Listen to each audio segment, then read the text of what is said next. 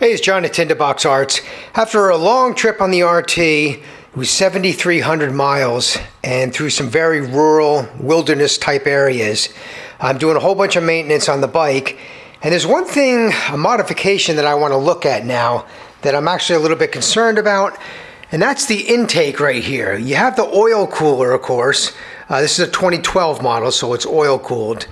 Or air cooled, if you want to think of it that way. And I have some issues with rocks getting in here. Let me show you up close. If I look deep in here, some of these rock hits were actually pretty deep. I'm going to try to get a little rule in here. I mean, that one is 10 millimeters. This one up here, about the same. And those are some pretty big hits. I mean, that went deep.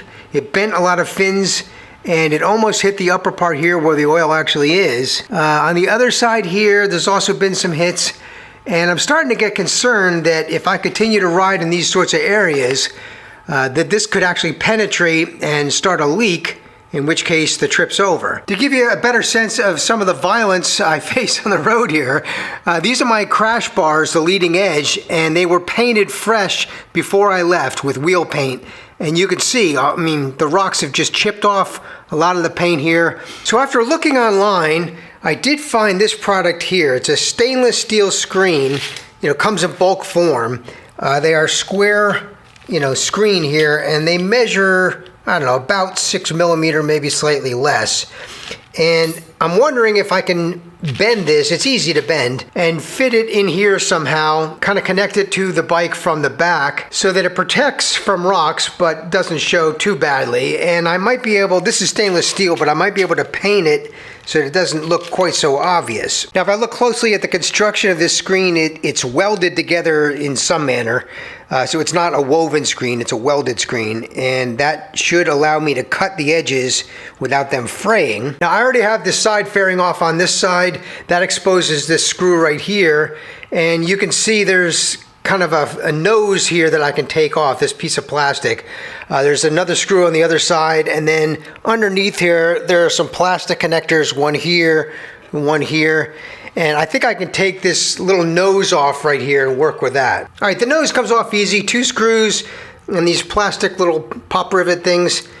And I think if I look at the opposite side here, the inside, there's a lot going on, but I should be able to figure out a way to get that screen to sit in there and secure it somehow. But I also want it to be removable because if the screen gets damaged, I need to replace it. All right, I cut a smaller piece out here. I'm just trying to see how this might fit. It has to bend a little bit in there. This area right here on the bike, if I look up here, this fits into that spot, so I can't cover that up too much. I might be able to bend the wire down over, but leave this opening in the middle.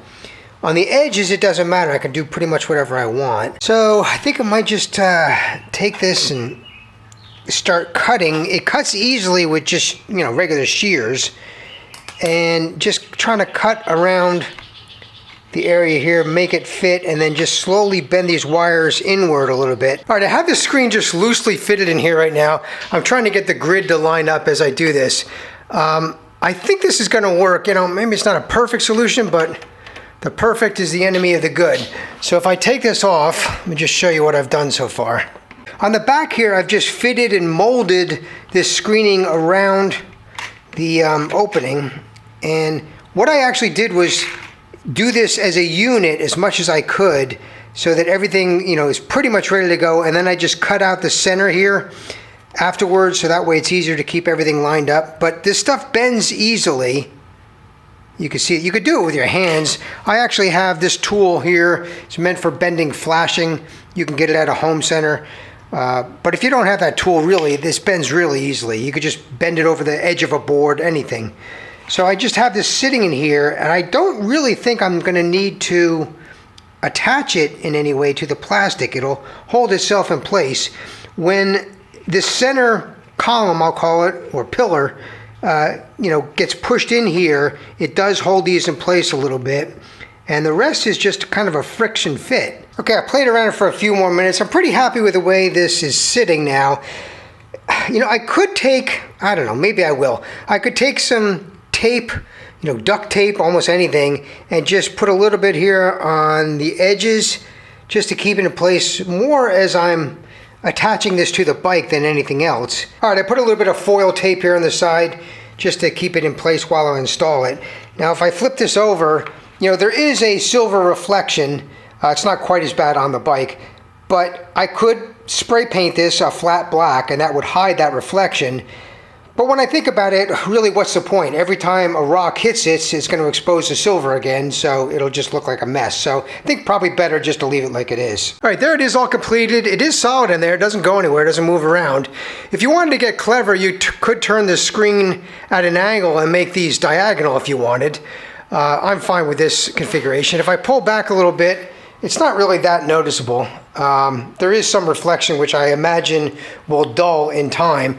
But at least now I have a little bit of protection from rocks, going right through that oil cooler and causing a leak, and I feel a little bit better about that.